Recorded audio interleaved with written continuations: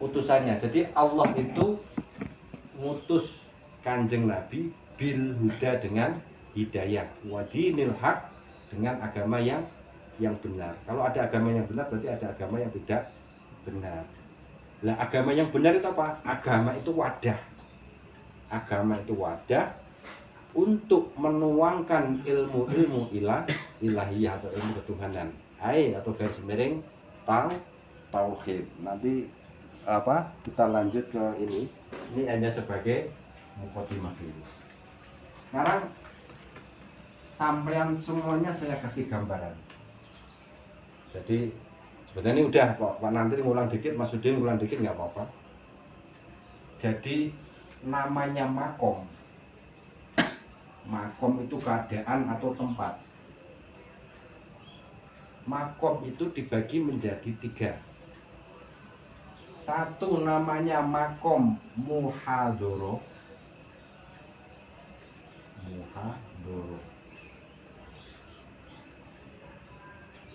Yang kedua namanya makom mukasyafah.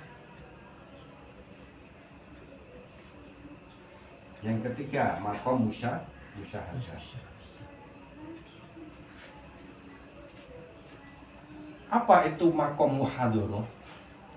Makom muhadzarah adalah makom tempat panca indera ya kita saat ini. Artinya bisa dijangkau dengan panca indera. Kita lihat pisang goreng, kita lihat papan tulis dengan mata, mencium bau gedang goreng atau bawang. Nah, itu namanya alam muhadzarah. Jadi kalau alam muhadzarah ini pasti kita sudah berada di sini. Namanya makom muhadzarah, makom atau keadaan atau alam yang bisa dijangkau dengan panca indera. Hadoroh artinya itu hadir atau ada atau kelihatan. Nah, makom yang kedua adalah namanya makom mukasyafah. Makom mukasyafah itu adalah makom ghaibnya Allah. Artinya sesuatu yang tidak bisa kita jangkau dengan panca indera, keberadaan malaikat, ya kan?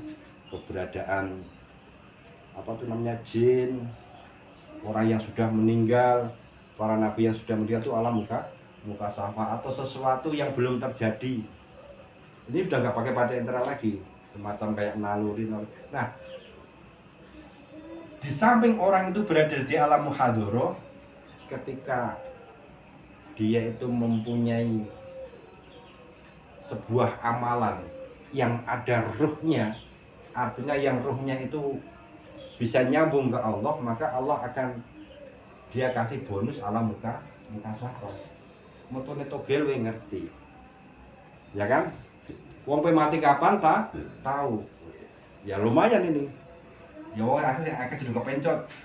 Tapi ingat, alam muhadzarah itu alamnya makhluk. Alam mukasyafah juga masih alamnya makhluk. Nah, ketika yang di peringkat ketiga ini adalah alam musyahadah, itu alam penyaksian. Artinya penyaksian kepada Allah Subhanahu wa Ta'ala. Nah, lalu gini, Pak, itu terlalu dalam. Jangan berpikir terlalu dalam, karena apa? Allah di dalam Al-Quran sudah membuat firman la ikraha fiddin. Tidak ada paksaan di dalam beragama. Artinya tidak ada paksaan untuk menerima ajaran dinul haq ini. Jadi mau diterima ya monggo, orang yang karena itu suka-suka Allah nanti yang ngasih hidayah sampean. Jadi alam muhadzarah itu alamnya makhluk, alam mukasyafah itu alamnya makhluk, masih alamnya makhluk semua. Bainas samawati wal ardh. Kalau alam musyahadah itu udah alamnya Allah Subhanahu wa Ta'ala. Bisa nggak kita mengakses di sini?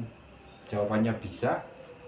Tentunya dengan izin Allah. Wis rasa mulu-mulu seperti bisa 1 2 ya nggak apa-apa, karena la ikraha fiddin. Nggak ada paksaan di dalam agama. Karena apa? Qad tabayyana rus. Sudah benar-benar terang. Qad tabayyana rusdu minal ghayy. Sudah benar-benar terang, sudah benar-benar jelas antara sesuatu yang hak dan sesuatu yang batil. Jadi kan kita tinggal milih jalan hak atau jalan batil atau vakum. Nah, Jadi di sini udah tahu kita nih, wah kita lagi dalam hadroh nih. Syukur-syukur sudah ada yang di sini. Ini bonus dari Allah. Syukur ke alam musyahadah. Lanjut. Hadis 3. Ya ini jadi dari situ kan saya nggak bisa maafkan sampean ya. Artinya nanti Allah sendiri yang maafkan. Sampean bingung ya monggo lah. Nggak apa-apa. Artinya gini. Ketika panjenengan kesini dari rumah pasti maaf nih, mata sampean ngelihat nggak? Ngelihat kan? Kalau misalnya sampean ditutupin pakai cadar atau pakai kain atau mungkin bahkan dilem Korea, ya nyampe susah, bisa nyampe susah, tapi akan kebentur-bentur dengan segala sesuatu. Sama itu mata jasad, roh pun sama punya mata. Nanti ketika di akhirat mata kita itu nggak kebuka, artinya roh kita itu nggak, kataraknya juga kita buang, sama kita nggak bakal melihat Allah. Barang siapa yang buta melihat Allah di dunia, maka di akhirat nanti juga nggak akan lihat Allah. Jelas orang yang nggak melihat, misalkan dum-duman amplop sing ngedum si A, kita nggak lihat ya nggak keduman ya kan, artinya gitu ya. Makanya memang jarang ini ya, jarang diajarin ini. Makanya banyak yang mengklaim kalau kitab Al-Hikam dikirain kitab sesat, tapi mereka nggak tahu artinya apa. Sesuatu itu kalau belum diketahui ilmunya pasti akan timbul opini, akan timbul syak, keraguan, akan timbul justice. Sesuatu yang belum mereka ketahui pasti mereka akan nyangka bahwa sesuatu itu sesat. Tapi kalau udah tahu, oh ternyata kayak gitu. Nah tugas kita apa? Ya tugas kita kata Nabi ya, utlubul ilma minal mahdi ilal lahdi. Cari ilmunya dulu. Nanti kalau udah cari ilmunya, nanti Allah akan kasih wujud. Nah, kemudian setelah kita mengetahui ketiga alam, ketiga makom, muhadoroh, mukasyafah, dan musyahadah, ya, itu hanya sebatas wacana ya. Kita mengetahui keberadaan kita tuh muhadoroh sudah pasti. Maka untuk memperbaiki tata cara kita beribadah atau ngabukti atau nyembah kepada Allah itu ada caranya. Jadi kalau di Syekh Ibnu Athaillah ini sudah dijelaskan, kebanyakan orang itu nyembah tapi tidak tahu yang disembah. Artinya hanya sebatas kenal nama. Kalau nama aja kan tanpa ada orangnya banyak. Desi Ratnasari nama, orangnya nggak ada tapi kenal namanya. Dan artis-artis yang lain atau bahkan ulama-ulama hanya kenal nama. Itu nilainya jauh daripada kata cukup dibanding kita langsung bertatap muka dengan orangnya.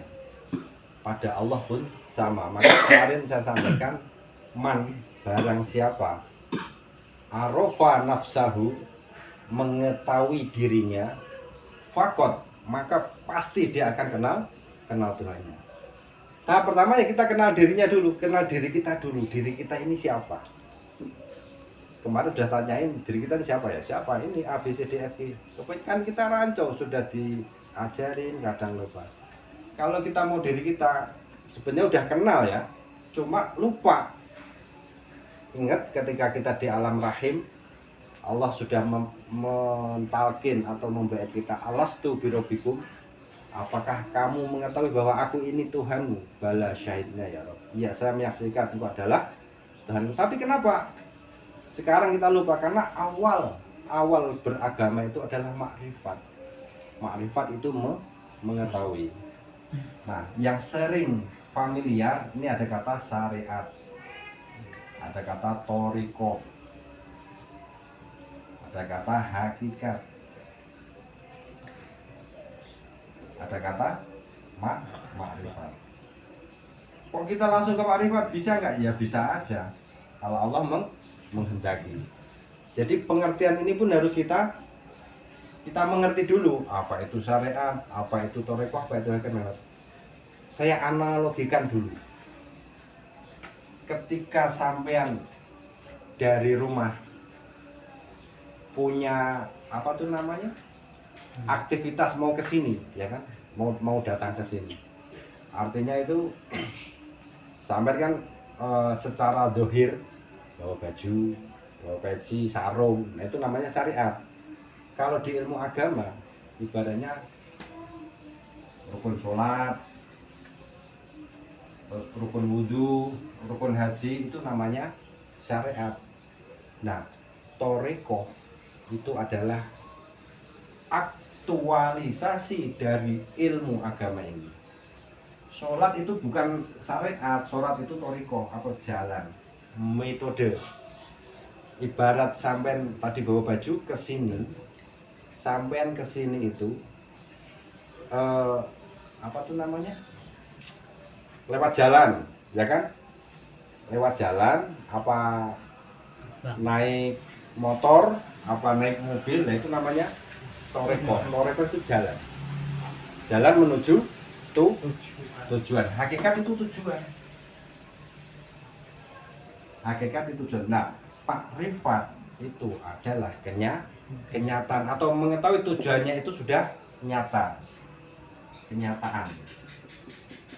Nah, gambarannya begini.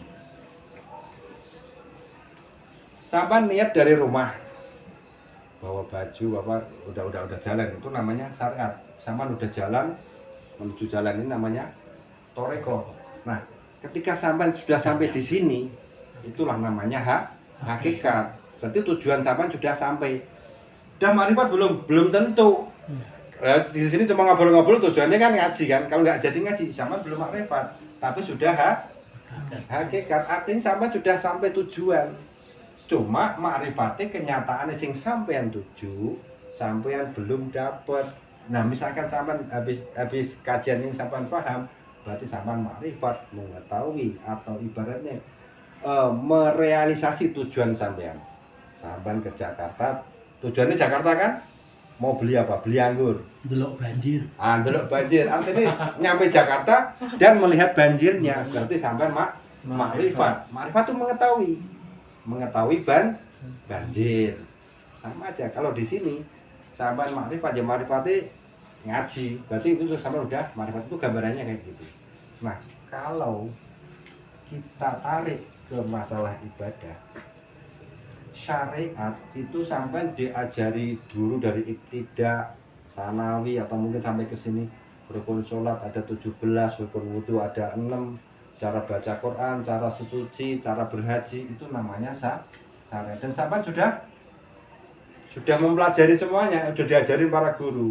Nah, ketika sampai praktekkan ajaran-ajaran itu, sampean sholat, sampean sodako, sampean baca Quran, bukan teori ya, ini udah praktek, itu namanya jalan. Artinya jalan itu ibarat orang kuliah, itu ibarat KKN, sudah nyata, kerjanya sudah nyata. Nah, ketika sampean menjalankan sholat, tujuannya sampean siapa? Tujuannya sampean sholat siapa? Tujuannya kan Allah, ya kan? Nah, ketika sampean sholat ini mempunyai tujuan Allah, berarti sampean sudah di tahap hakikat. Masalahnya, misalkan tujuannya Allah ya, masalahnya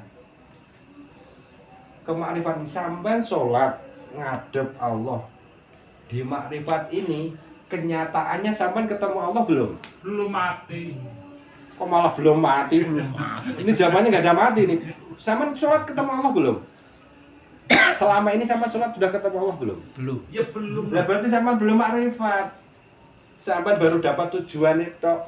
Sampai di Jakarta pendelok banjir, tekan Jakarta roh banjir. Mubadir enggak?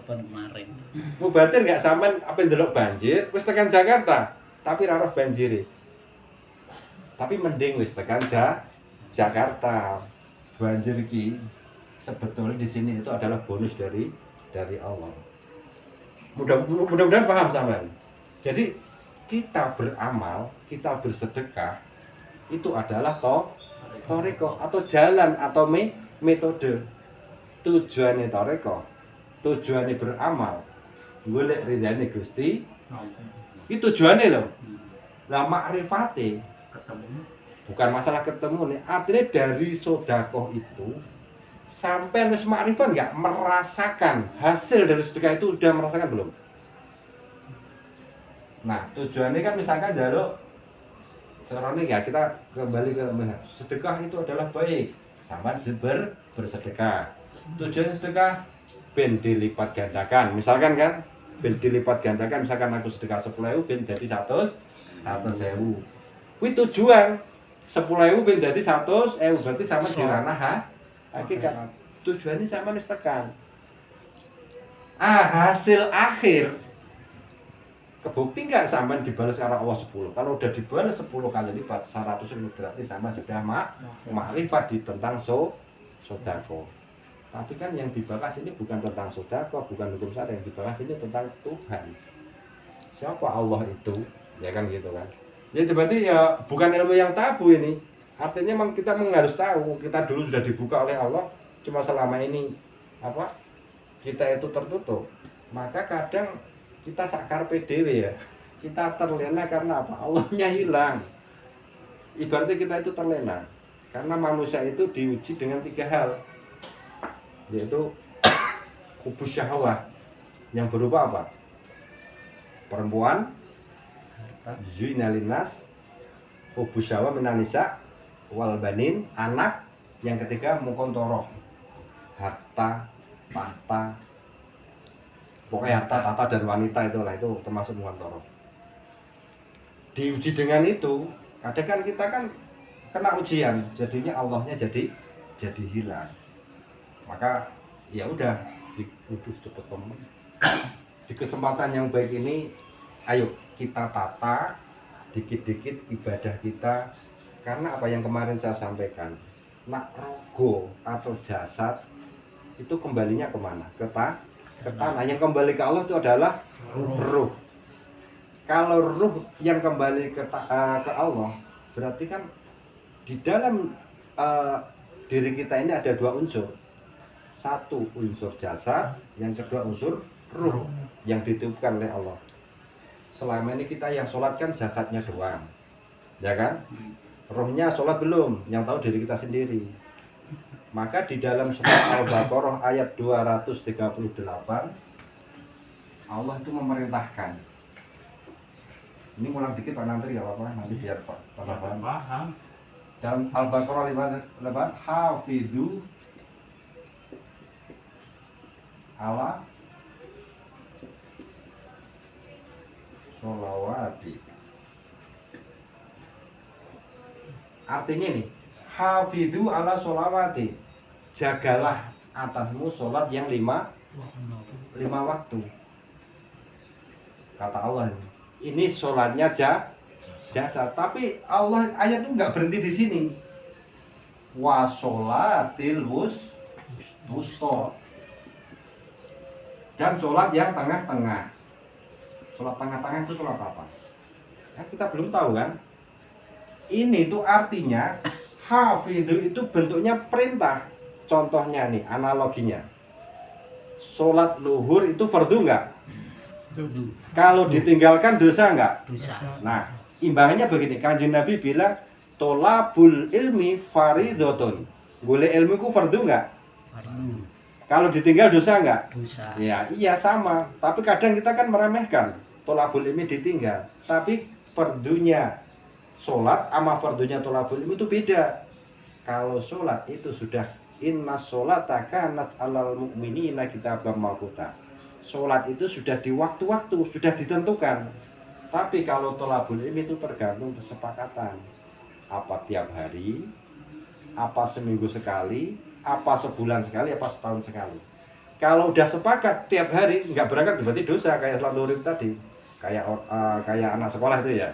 Nggak berangkat tanpa ada udzur syar'i, dosa. Seminggu sekali nggak berangkat tanpa ada udzur syar'i, dosa. Itu menurut hukum syariat. Apakah bisa nggak dosa? Ya bisa, kalau Allah itu kayak yang mempunyai peraturan. Allah kan peraturannya. Jadi misalkan ada hukum syariat itu mengatakan sholat luhur itu adalah harus dilaksanakan. Yang bikin aturan Allah, ya kan? Tapi misalkan Allah punya kehendak, khusus kamu nggak usah sholat lah, nggak apa-apa. Berarti kan nggak perlu. Ini jangan dimasukkan dalam ini hanya analogi ya. Contohnya begini contohnya misalnya. Di rumah ini yang mempunyai aturan kan saya ibaratnya. Aturannya di sini misalkan nih, kamu ketika saya nggak boleh ngerokok misalkan. Misal itu aturan yang umum. Nah, tiba-tiba misalkan ada Maksudin datang, kok aku ngarang ngerokok ngono, ya wis lah. Khusus sampean enggak apa-apa. Nah, ketika dia ngerokok melanggar aturan kan, tapi udah mendapat legalitas atau izin dari yang punya aturan, enggak masalah. Hukum syariat pun sama. Jadi ketika Allah bilang hafidhu, jagalah atasmu sholawat, ini bentuknya jamak, sholat yang 5 waktu, ya harus kita jaga, harus kita kerjakan, harus kita dirikan. Dan ini pun jangan kita tinggal. Wa sholatil wusta, ini adalah sholatnya ruh. Jadi ruhe yo sholat, jasate yo sholat. Nah, jasad sholate bisane menjadi sholat ruh yang tadi saya bilang di awal. Jadi tidak hanya sebatas jengklat-jengklit, tidak hanya sebatas rutinitas. Hafidhu sholawati, ketika kita menjalankan sholat maktubah yang 5 itu harus dikasih ruh, harus dikasih nyawa. Biar apa? Maksudnya kehadiran ruh kita pada waktu harus nyambung. Biar kedua-duanya antara jasad dan ruh ini bisa bareng-bareng. Jasadnya ya sholat, ruhnya bareng sholat. Kadang kan kita enggak. Ketika hafidhu sholawati, Allahu Akbar, yang tadinya lagi ngeracik umpan, yang mancing. Umpan enaknya apa ya? Kadang kita itu apa? Menghadap tapi melengos. Apa enggak marah yang dihadapin? Kadang kita mikir, aduh besok bayar hutang, aduh besok bayar listrik. Karena apa? Hati yang kita punyai atau kita belum melaksanakan yang namanya sholat wusta. Sholat wusta itu garis miring sholat daim. Sholat daim itu sholatnya ruh. Enggak, sholat daim itu adalah sholatnya ruh. Kalau sholat jasad ya sholat 5 waktu itu. Jangan dikira sholat daim itu enggak wajib. Karena sampai nggak wajib, karena sampai belum tahu. Orang yang belum tahu kan nggak ada kewajiban. Kalau udah tahu ya wajib. Dan caranya ya, ini kemarin udah tak atur tapi ntar aja deh. Nanti tak kasih tahu caranya. Sugeng, selamat datang Pak. Gak apa-apa. Apa tuh namanya? Gabung duluan. Jadi saya ulang lagi, perintah Allah yang 5 waktu ini mari kita jaga. Ya kayak anak sekolah tadi, walaupun sekarang absen enggak, apalagi ada ruhnya. Boro-boro ya kan, absen aja enggak full. Apalagi ada ruhnya. Tapi ya apa-apa daripada orang itu menengkolah. Nanti akan Allah temukan sendiri. Nanti akan Allah bimbing sendiri setelah umur 40 ke atas itu. Bahwasanya ibaratnya itu coro-corone robot. Dikei batu nanti dia akan punya gerak. Ya kan? Ibaratnya coro-coro ibadah kita itu nanti kalau kita kasih ruhnya ibadah. Ruhnya ibadah itu ada ikhlas hubungannya karo hati. Jadi nanti kita akan fana itu hilang, akan hilangkan semuanya, hilangkan tingkah keakuan kita yang ada hanya Allah. Tapi itu nanti kita baru akan membahas di sini. Tapi nanti itu yang masalah sholat daim kemarin sudah saya terangin. Cuma langkah pertama yang harus dilaksanakan ketika panjenengan mau sholat daim. Kemarin apa Pak nanti? Lupa. Ayo Pak. Kemarin udah kasih tahu Pak Imam.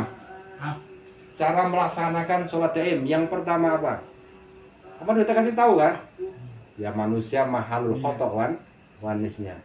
Saya udah bilang sholat wusta itu sama dengan sholat daim. Jadi sholat daim itu awal kita mau melaksanakan, nanti kalau tak kasih semuanya bingung sampean. Awal aja. Kaitkan segala sesuatu dengan Allah, apapun itu aku akan jadi sholat daim itu. Kalau sama sudah bisa ngaitkan, artinya menghubungkan. Contoh misalkan, ini tiba-tiba ada orang ngamuk-ngamuk. Misalkan Pak Isran ngamuk ya, ngapain pada ngumpul-ngumpul? Kalau sama bisa ngaitkan itu ke Allah, itu berarti Allah lagi marah misalkan. Udah lah, apa daya kita ngelawan Allah? Kita itu la haula wala quwwata illa billah, nggak ada daya, nggak ada upaya. Pak Isran pun sama. Dia nggak bisa marah-marah gitu kalau tidak disetir, kalau tidak dikasih izin sama Allah. Jadi kaitkan segala sesuatu dengan Allah. Kita bangkrut ya. Bangkrut misalkan. Kalau kita melihat fisik, ya manusiawi lah, oleng.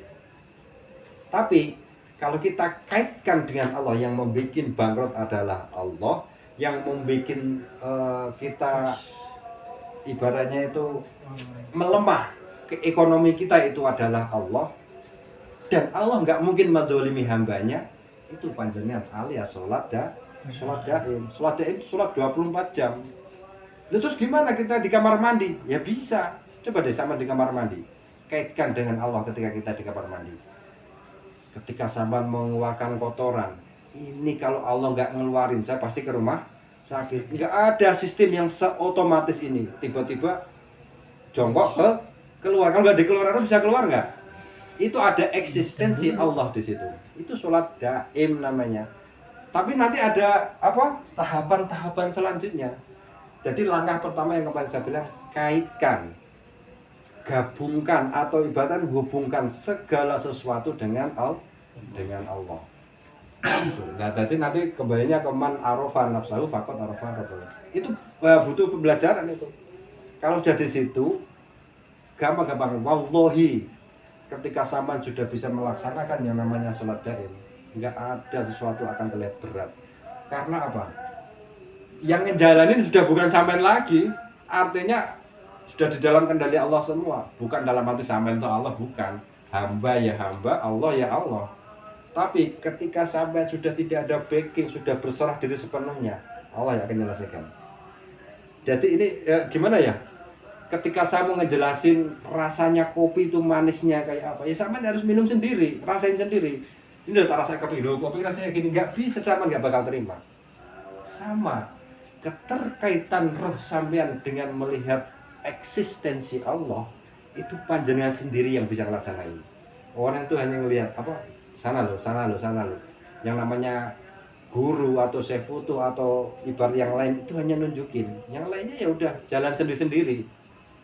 Dan itu akan dirasakan di pengalaman spiritual sampean ketika sampean belajar kitab hikam. Ini nggak mungkin selesai dalam bulan Ramadan, apalagi cuma 4 kali ya. Nanti kalau ada waktu ya kita lanjutin di sinau bareng nanti. Jadi, nah sekarang mari yang ingin kami tekankan kepada panjenengan semua. Ya bukan saya menggurui, saya sama kayak sampean. Kan kita punya slogan sinau bareng, belajar bareng-bareng. Kaitkan, hubungkan segala sesuatu itu dengan Allah. Nanti kan ada pertanyaan, Allah itu apa? Siapa sebenarnya? Kalau mau dibahas nanti kalau waktunya cukup ya.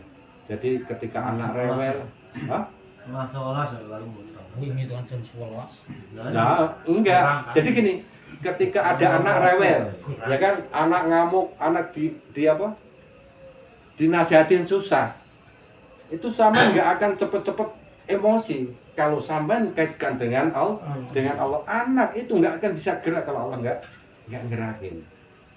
Istri, nah urusan karena apa? Manusia itu kan Allah bekali dengan 2 hal. Satu, hati atau akal, ya kan? Manusia itu dibekali akal ini. Yang kedua nafsu. Maka yang satu ini jelas pro, ya kan? Yang kedua nafsu ini musuh. Tapi musuh ada yang baik, ada yang jahat. Ibarat Allah membekali atau ngasih aksesoris ini, ya kita harus paham. Kita tuh harus kenal musuh. Kalau nggak kenal ya kita yang diinggal-inggal musuh. Selama ini kan kita nggak kenal musuh kita, yang namanya nafsu itu. Makanya kita itu dikendalikan oleh hawa nafsu atau ego. egois, mau sampean jujur mau enggak, selama ini gitu. Jadi ketika sampean melihat sesuatu yang tidak sreg dengan ego sampean pasti komplain, ya kan? Misalkan ini, sampean duwe program atau duwe angen-angen pengen ke timur, Pak, ke barat saja. Wah, kayak serap podo karo wes musuh kowe. Itu kalau kita nggak kaitkan dengan Allah, pasti kita akan jadi musuh. Hal apapun itu, ketika sesuatu itu berseberangan dengan kita, pasti kita anggap musuh. Baik itu apa? Keyakinan, ya kan? Misalkan ada keyakinan A, B, C, D, kita keyakinan di A ya, mereka di B, wah nggak sama nih, tarweh atau mungkin tentang apa? Ini kita anggap musuh karena apa? Kalau kita emosi, kalau kita komplain itu berarti kita belum bisa sholatul wusta. Belum kita kaitkan ke Allah. Tapi kalau kita bisa ngaitkan, tapi ya perlu belajar ini. Nanti dengan keadaan kita cenderung akan lebih qanaah, akan cenderung terima. Ibarat bahasanya itu yang digampang bodoh, nanan masa bodoh karepe Gusti Allah piye terserah. Dan Allah itu nggak akan bikin sesuatu yang jelek, nggak akan bikin sesuatu yang maldorot, pasti yang terbaik bagi kita. Walaupun secara mata lahiriah itu kelihatannya jelek, ya kan, kita ditimpa musibah, contohnya misalkan banyak hutang sana sini, jelek kan itu. Tapi Allah tuh pasti ada sisi baiknya. Nah, disuruh berhemat atau mungkin disuruh ingat kon genjeri ibadah atau kon genjeri ngamale dan lain sebagainya, ada tujuan. Cuma kitanya itu bisa nggak membuka hikmah di balik musibah yang Allah berikan. Jadi semuanya itu nggak bisa direkayasa, di setting nggak bisa. Yang kayak saya kemarin. Jadi Allah itu pengen nggak terinterferensi. Jadi Allah itu nggak ingin dikekang. Contohnya begini ya kemarin ya. Contoh awal aja yang kemarin di Sinobaring saya kasih gambaran analogi itu. Nanti kita kembali ke situ ya. Jadi ada dua orang yang benar-benar ikhlas menghormati pengemis, ya kan? Kasih makan, disembelin ayam sampai kekenyangan kan, dimasukin ke dalam kamar, dikunci. Akhirnya si pengemis tadi sampai berak, saking ikhlas karena lillahi ta'ala, bukan karena yang lain ya. Itu dia kan termasuk itu ibadah. Rumah doh berbuat baik kan itu kepada pengemis, tapi benar-benar karena Allah. Dia kaitkan keadaan pengemis itu dengan Allah, nggak ada tendensi apa-apa, terserah Gusti Allah, aku sepenting ikhlas. Harta yang aku punya adalah milik Allah. Gue ngopain pengemis gak bakalan habis. Akhirnya Allah balas dengan apa? Walaupun itu berbentuk kotoran, Allah itu hanya cerita ya, hanya perimbangan. Jadi ketika kasurnya itu mau dibersihin, Allah nggak ingin hambanya itu tertindas ketika dia mempunyai keikhlasan benar-benar karena Allah. Yang tadinya secara syariat berupa kotoran, Allah ubah menjadi ujungnya emas berlian. Allah jadi kaya itu. Itu diminta nggak ada rekayasa, benar-benar ikhlas karena Allah. Tapi ngono ku yo angel. Oleh golek nganti dhewe ngene sampeyan dikekno. Itu nafsu yang ibaratnya negatif kita kan itu. Ada yang kedua, waduh, tahu ada orang sukses, cegatlah, ciri-ciri pastinya kayak apa, dicatat semuanya persis, dimakanin, dimasukin ke semua, sama berak juga, sama malah Ini kayak orang nyuri pisang ya. dibledesin apa? Ya tadinya berharap tae itu menjadi emas, ya akan tetap tae, malah dia akan hancur lebur. Artinya apa? Dapatnya tae. Karena apa? Allah tuh nggak ingin diatur. Begitu juga dengan ketentuannya, ya kan? Allah itu maha ganjil itu bukan 1, 3, 5. Ganjil itu sesuatu yang tidak biasa, yang tidak seperti biasanya itu ganjil. Jadi ketika apa tuh namanya, kudune ya, sesuatu itu kan perempuan atau laki-laki, karena Allah nggak perempuan nggak laki-laki, kan ganjil, ya kan? Kudune ibaratnya hal yang menurut logika. Orang hidup itu harus makan, harus minum. Makanya Allah nggak makan, nggak minum, karena Allah adalah laisa kamislihi sayun. Allah itu tidak sama dengan sesuatu. dan tidak menyerupai sesuatu. Kalau sama ya Tuhannya nggak keren, masih menyerupai makhluk. Ya berarti misalkan nih kayak orang Kristen, ini dapat dari Masudin ini. Misalkan Nabi Isa itu Yesus dianggap sebagai Tuhan, dia dilahirkan, berarti kan Yesusnya pernah pensiun jadi Tuhan, sempat jadi manusia kan. Nah, Tuhan cepat pensiun, nah kayak apa nanti programnya ya? Apa enggak berbenturan? Nah sudah kita kembali ke sini. Makanya tadi hafidhu ala sholawati wa sholatul wusta. Kita jaga sholat 5 waktu kita, dan kalau bisa kita tingkatkan sholatul wusta, artinya sholatnya kita itu harus kita kasih ruh. Caranya bagaimana? Tahap yang pertama yang saya katakan tadi.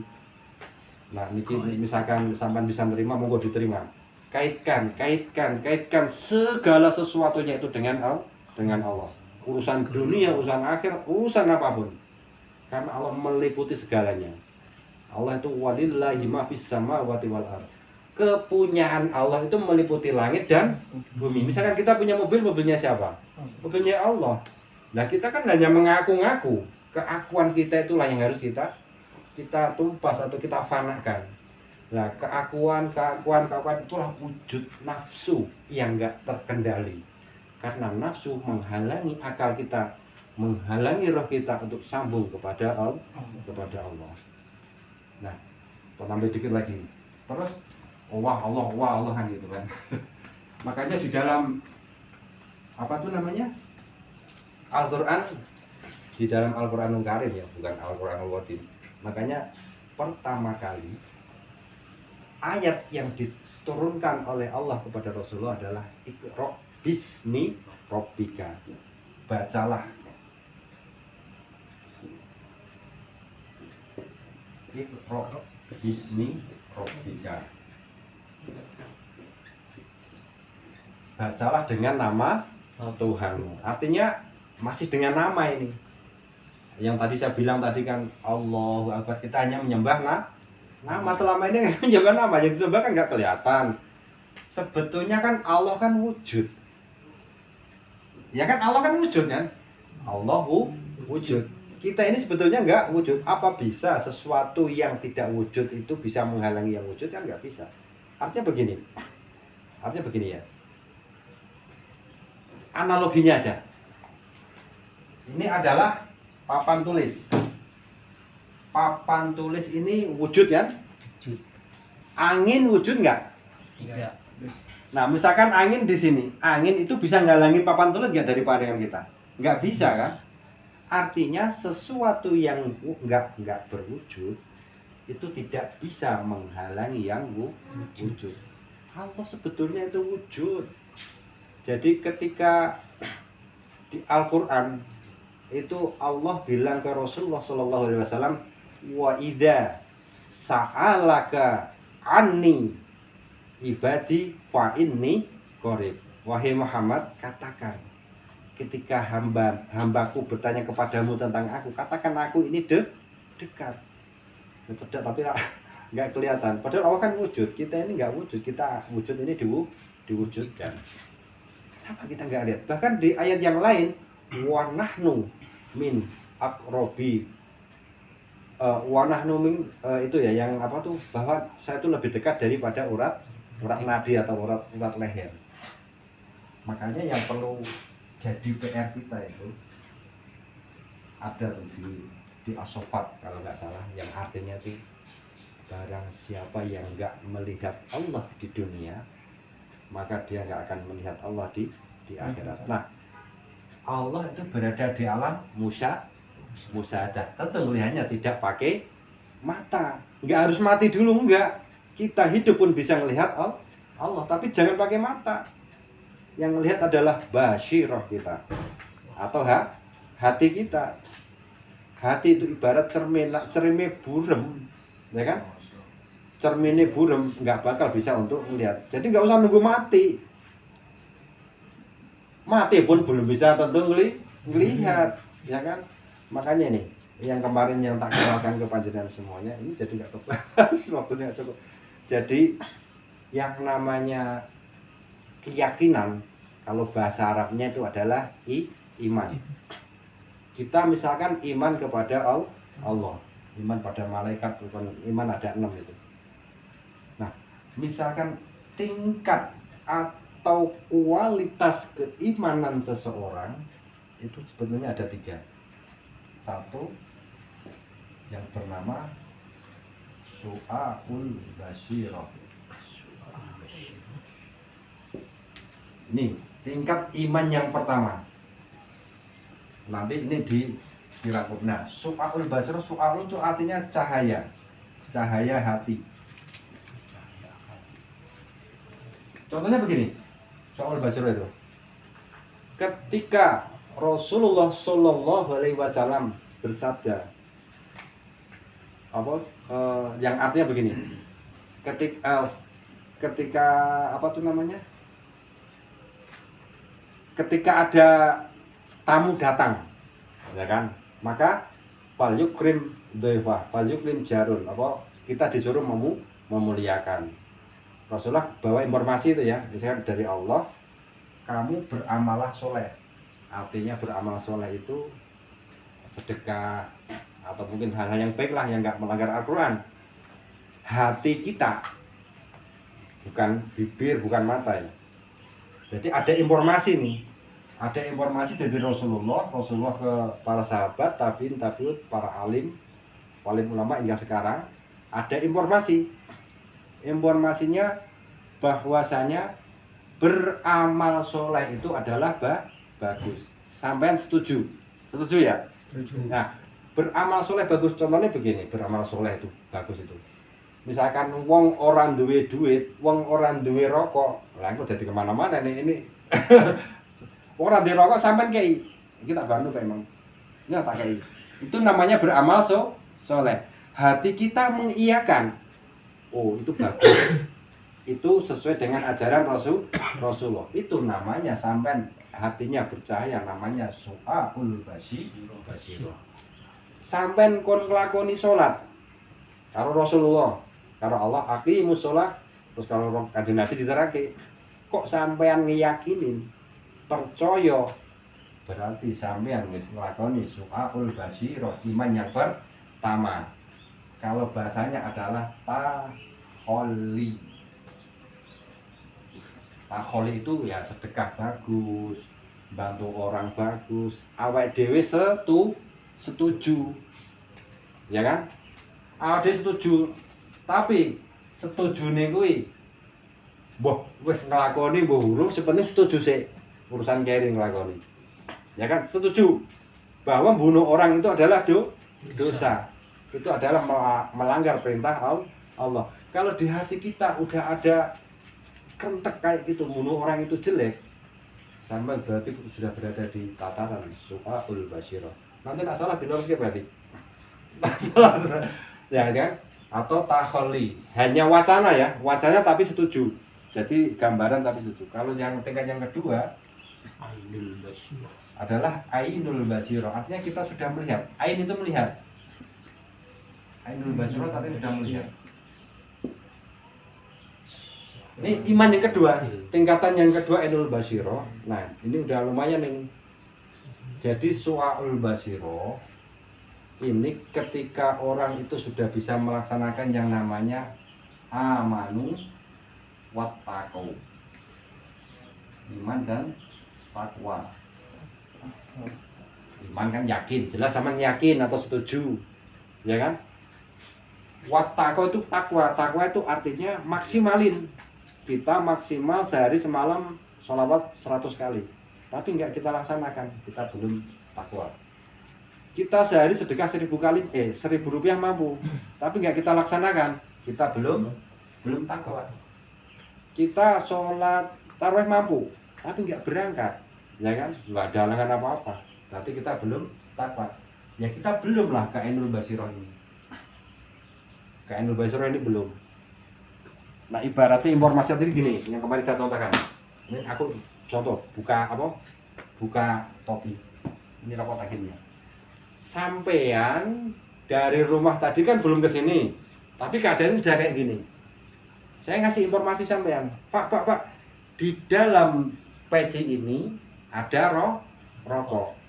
kok sampeyan iya Pak setuju wong sampean kira tau ngapusi misal ya kan setuju piye neng roke senajan sampean durung rokok iki jenenge su'aul basirah atau takholi ya kan aku ngasih rokok di sini kan sampean belum ada tapi kalau misalkan aku pembohong sampean nggak akan percaya walaupun ini benar-benar ada rokok. Nah sampean mempercayai sesuatu yang belum sampean lihat sampean percaya Allah ki enek tapi sampean belum pernah lihat kan sampean percaya kan Nabi itu utusannya Allah belum pernah lihat kan itu namanya su'aul basirah kalau percaya kalau yakin iman ya kan ketika sampean iman wattaqau dan sampean bertakwa dimaksimalin ibadahnya sampean akan dipindah oleh Allah ke posisi keimanan yang kedua namanya ainul atau melihat basirah hatinya itu akan melihat jadinya Allah tuh akan bukakan walaupun sampean tadi nggak ngelihat ini rokok taruh di sini tapi ketika buka informasi yang pertama tadi dengan sampean melihat sendiri ini lebih yakin mana? Oh bener kuwi rokok oh bener bahwa sholat itu bagus karena apa? Melihat sendiri sholat juga melaksanakan sendiri karena apa? Ainul basirah ini bisa terjadi ketika sampean menjalaninya sholat wudu semua bisa ngaitkan dengan Allah sudah bisa terkait itu kalau belum terkait ya ini belum kebuka nah ini keimanan namanya tahali ini artinya perlu tapi durung ngrasake rokoke wis weruh pisang tapi durung nyokot pisange misalkan pisang mau tak izin njero kene pisang Pak sampean kan ra urung ngerti nang njero mono pisang mbok orane giliran ditoke ketok kena kuwi pisang berarti ainul basirah padha ketika sampean sholat ketika sampean sudah aman wataku akan dibuatkan yang kesini nah yang kesini ntar dulu nih ini namanya hak ainul basirah itu ilmu hati kalau hakul basirah itu adalah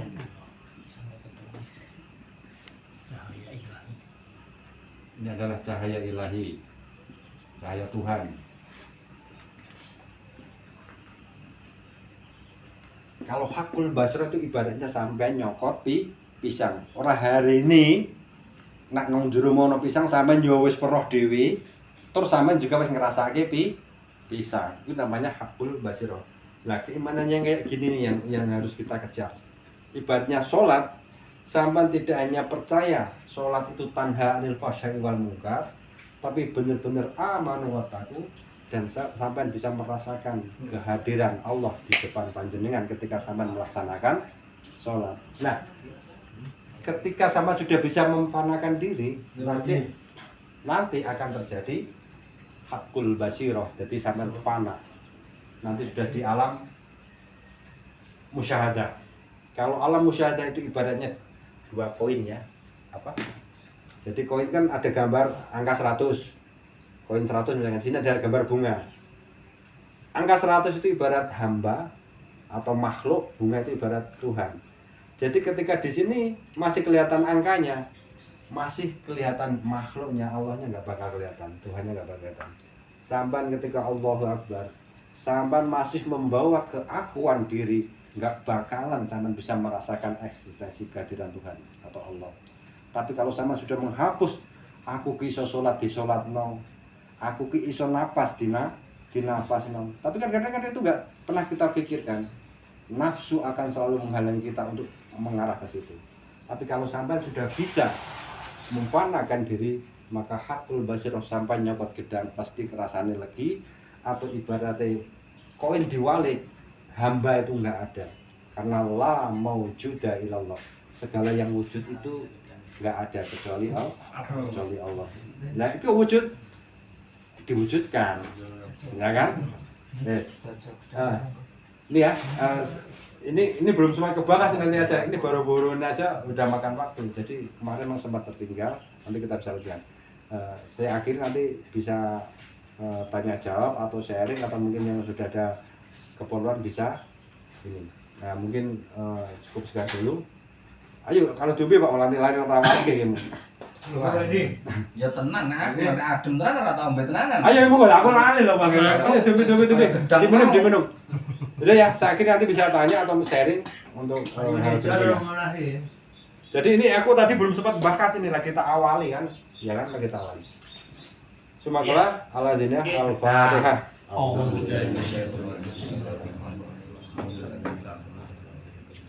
iya. Assalamualaikum warahmatullahi wabarakatuh. Waalaikumsalam. Bon, nanti bebas. Terus. Nah, saja.